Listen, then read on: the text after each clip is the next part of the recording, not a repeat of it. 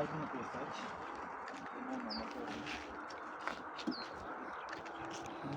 Şartmaz.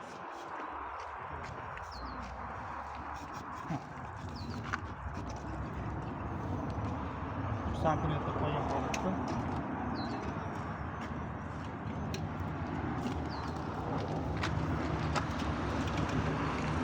Qani ko'tarar ekan.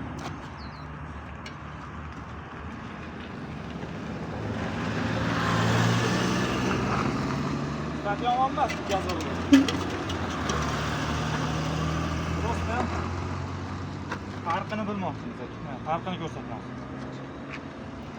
Birovni chiqarayotgan mahsulotini yomonlashni istayapmiz.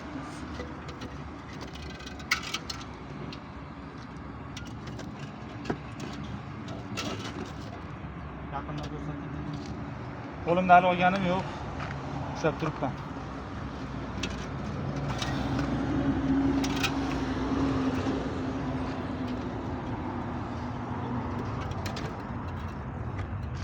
Yigirma kiloni ko'tarar ekan, lekin 40 kilo bosh.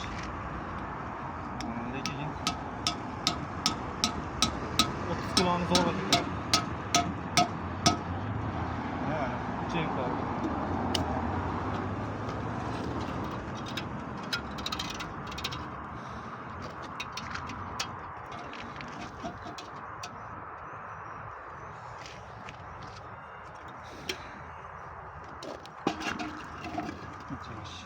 Yaqindan ko'rsating.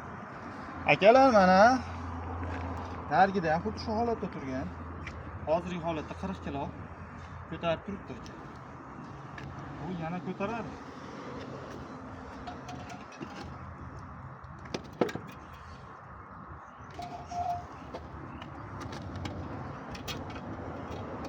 Naqd ko'tarsanglarki, odamni ko'taradi. Tushuntirasizmi orqa tomondan?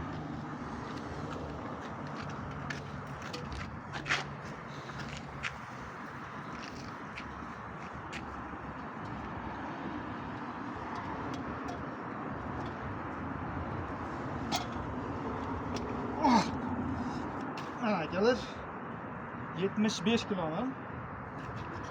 Xo'sh.